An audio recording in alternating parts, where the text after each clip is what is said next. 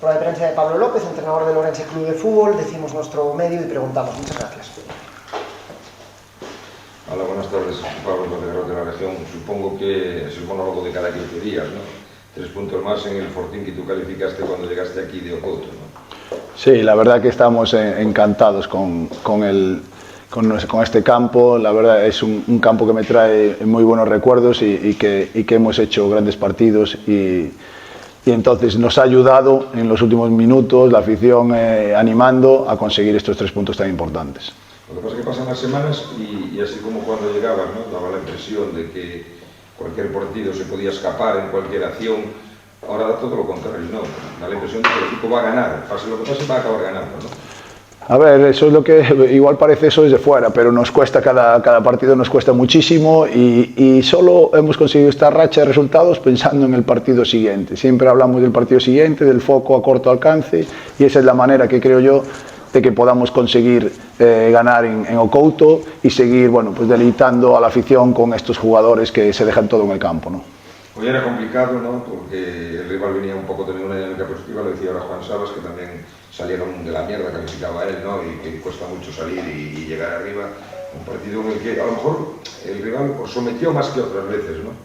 Sí, era un rival muy complicado. Ya en la ida nos empataron en el minuto 96 cuando íbamos ganando y fallamos un penalti. Y es un rival que a priori era candidato a estar en el playoff de ascenso, ¿vale? Tiene casi 10 jugadores que han jugado en Segunda División A, han fichado a un jugador que viene de Segunda División A en el mercado de invierno, tiene jugadores que han ascendido más de una vez a Segunda División A, o sea, el rival era de una entidad muy grande y nosotros lo sabíamos, y es verdad que ellos tienen una manera de jugar que te pueden someter un poco, pero aparte de algunas ocasiones al principio, yo creo que no nos hicieron tanto daño. Precisamente ese principio, non sei como viches esos 5 ou 6 primeiros minutos que parece que sufristes moitísimo. Sí, sobre todo na acción esa que das 3 paradas de Marqueta seguidas, non? Que eso nos axudou a manter o cero na portería, non? Pero eu creo que tamén tivemos algunha ocasión nós para meter goles e tamén algunha ocasión cando íbamos gañando 1-0 para rematar o partido, algún contraataque, que non eliximos ben o último pase, que non dimos ben o último pase.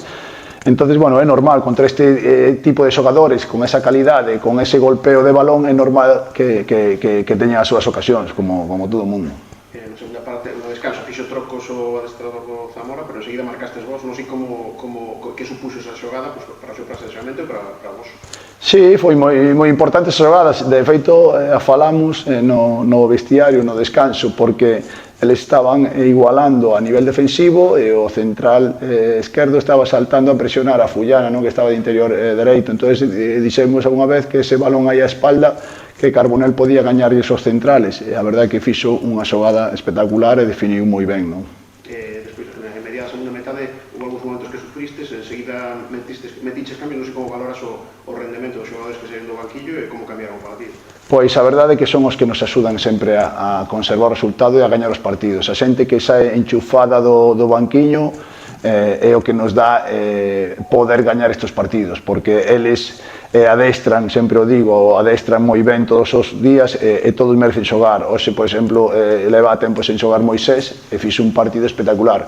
Eso porque el adestra sempre como se fora titular indiscutible. Entón, eso nos dá unha grandeza a nivel de xogo e unha posibilidade de poder gañar xogue quen xogue, non? Non sei tamén como ves o tema do equipo, bueno, pues no segundo tempo cambiaches tamén o posicionamento. Como valoras o rendemento defensivo? Porque eles tamén fixeron moitos centros laterais e casi todos os conseguían rematar. Sí, a verdade é que sí, que eles, o que che digo, non? Xogadores como Carlos Ramos, Quique Márquez, Álvaro Romero, Tresaco, son xogadores que veñen dunha categoría superior, entonces é normal que teñan esa calidade para meter ese centro e rematar, non? Os dianteiros que ten, Roni, Pitu Camacho, entonces que é moi difícil competir contra estes xogadores, pero eu creo que, ainda que remataron, eu creo que estivemos ben a nivel de limitar as súas ocasións, porque a xente que ve os partidos do Zamora fai moitas ocasións nos partidos, e hoxe eu creo que foi un dos partidos en que non fixeron tantas. Buenas, Pablo, Alfredo para Voz de Oro. Bueno, yo te quiero preguntar sobre la actuación individual de Marqueta. favorita, destacando esa triple parada en la primera mitad y la asistencia al gol de Carbonell. Home, pois con esas dúas connotacións xa di todo, non? É o MVP do partido, non? Que se di, non? Pois sí, fixo unhas paradas moi boas, é un gran porteiro da primeira ref, estamos moi contentos con el, está facendo un moi bo traballo tamén Roberto Aleiro, desde que chegou con o Marqueta, con Pato, estamos moi contentos e logo pois, o pase que deu pois, foi sensacional porque foi unha asistencia a Carbonell, así que estamos encantados e exiximos o 100% sempre, e o está dando. Pablo, cal é o segredo desa comunión entre a afección os xogadores, porque vemos que mete Carbonell, van cara a grada, calquera xogador que entre ou que saia é ovacionado, e, bueno, os nenos, os cativos, fíxanse quizás neste Ourense como referencia que ese é o maior premio para estes xogadores. Sí, a nosa forza está na afición, non? Como están animando e, sobre todo, os máis pequenos, non? Hoxe coa foto que fixeron da toda a canteira, todos os nenos axudando os xogadores, deronlles pois ánimos e forzas para que pudésemos gañar o partido. E ao final do partido, canto máis apretados estábamos, empezaron a animar e aí acabouse. Eu aí sabía que xa non nos iban a empatar, era imposible. Próximo partido, o carón da casa, un derbi, como ti dis, partido a partido, é o que toca. Como se vive un derbi na cidade de Ourense? Bueno, pois estamos moi contentos de poder xogar contra o Arenteiro, un equipo que está facendo unha moi boa tempada, ainda que non este conseguindo resultados últimamente. Eu estive vendo outro día o partido do Arenteiro contra o Celta B ali, a afición empurra moito, aprietan e temos que ir preparados para ese partido, pero bueno, hoxe imos a disfrutar da nosa victoria e de ter 45 puntos, que son moitos puntos se o pensamos 5 meses atrás. Pero falábamos aí 2 ou 3 meses, non? Que en 45 puntos podría estar a salvación. Xa das por feita ou crees que ainda non chegarán os 45 puntos dos que se soñaba non ter?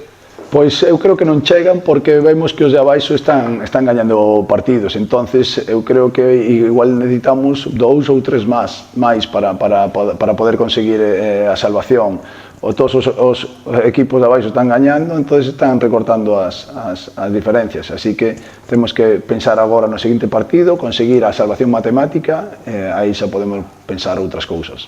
Chamou tamén poderosamente atención, xogadores, sobre todo na primeira parte, como Ángel Sánchez, como Alberto Gil, o difícil que era manterse no campo, non?